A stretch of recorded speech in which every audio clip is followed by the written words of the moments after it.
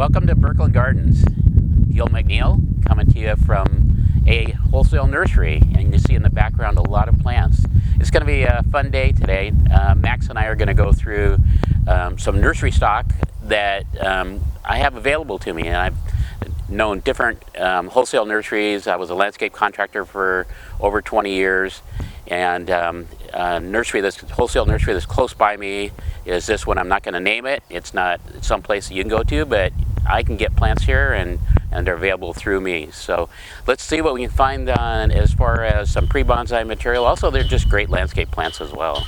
In the background, you'll hear a little bit of noise, and they're putting up some more greenhouses, and so let's get going.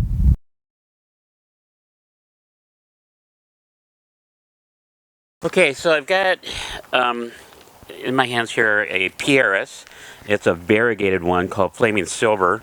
It's got some new growth on it. As we're looking for bonsai, I'm looking mainly at the trunk to see what kind of caliper it has and what kind of nabari it has. So these are great for if you're just starting out in bonsai. It's really hard to hurt them, and I'm seeing some surface roots there. I'm not going to dig up. Again, we're at somebody else's nursery, and I can buy these, but you don't go to the nursery and start digging through looking for nabari.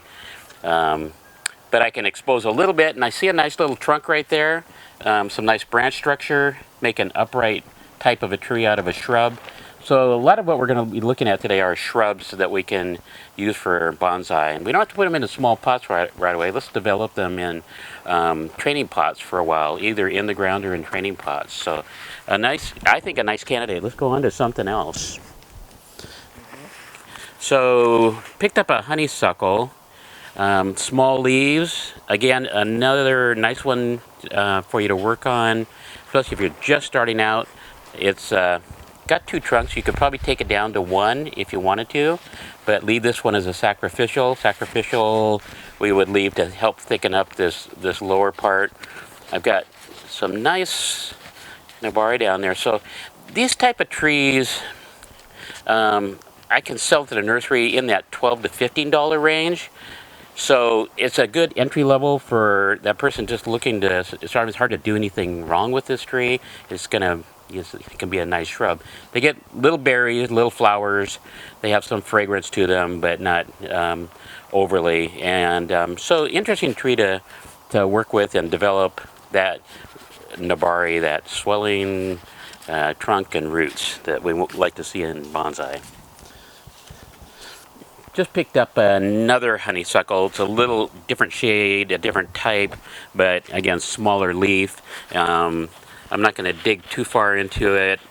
They tend to be multi-trunk, so you could use it that way, or you can get it down to one upright, create a small tree form out of it, maybe something, pick out a branch, so it and wire it and have something horizontal going on. So again, a fairly inexpensive plant that you can train. Eventually get it into a bonsai pot. Everything doesn't have to go into a small pot right away. We want to train things and get that root developed and the trunk developed. So as we're going through the greenhouses, I came across this tree. It's not tagged. I'm not sure what it is.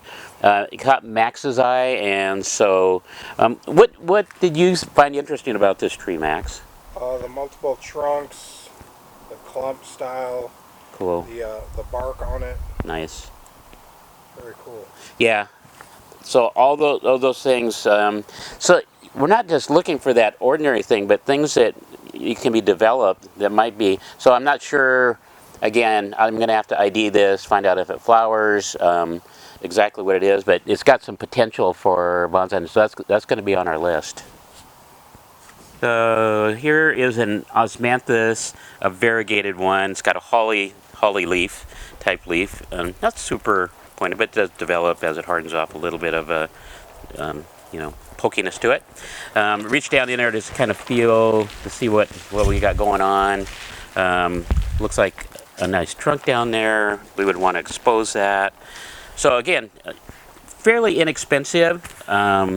These are things that are available to me that I can have at the nursery, or I'll have some at the nursery. Leave it down in the comments if you're interested in any of the things that you see today. But a small leaf, interesting leaf, variegated leaf. So I've got in my hands Nandina, and it is in Japan. It's considered a nice plant to have at your entry, and usually they put one on each side of the walkway. They can be used. It's not traditional bonsai type material, but it can be placed in a pot and work with, and you can have an interesting. You're not going to get a heavy trunk on it, a great nabari, but I think it has a lot of interest. You get this color going on. I don't know exactly. This one is not tagged. It could be Gulfstream, it could be just a straight Nandina. There's a bunch of cultivars of it. So it's, again, nursery stock that can be used and developed. And sometimes if you just want a potted plant, use a little larger pot and develop the tree in that. And don't get it in too small of a pot right away. Another Nandina, it's in the same greenhouse as the other ones here. A cultivar I hadn't heard about is called Bonfire. You can see what's going on here with that coloration. It's a lot tighter, dark green leaves contrasted against this reddish color, and it has the color varies through it, so it's very interesting. It actually has a nice trunk.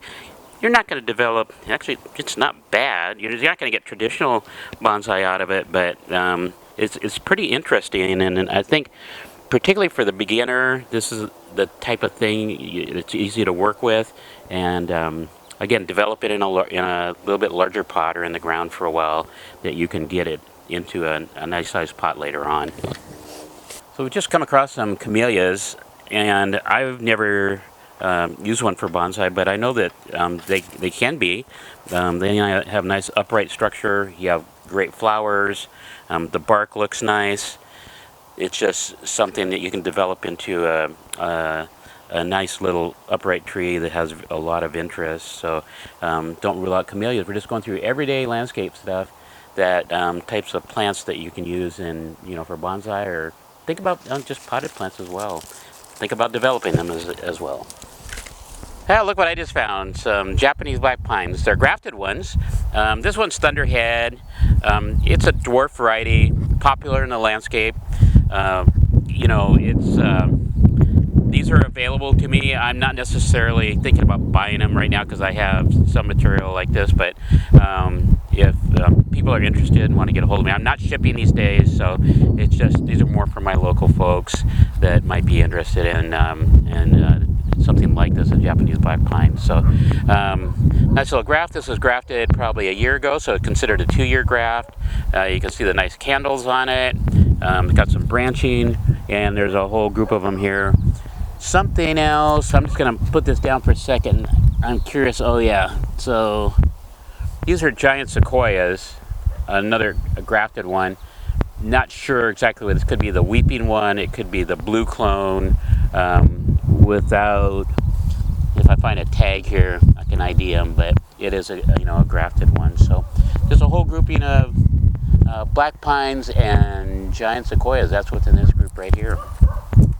So we got a cotoneaster here. This is one of the low-growing flat ones, and so there are a variety of cultivars of cotoneaster, and so I would probably go through these and find a good candidate. You could reduce a lot of this foliage, dig down there and find that, and you could.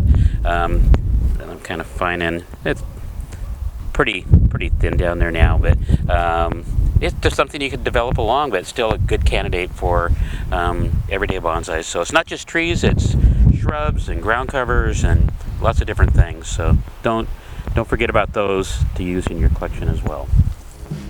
I want to thank you for joining us today, and hope you enjoy the video.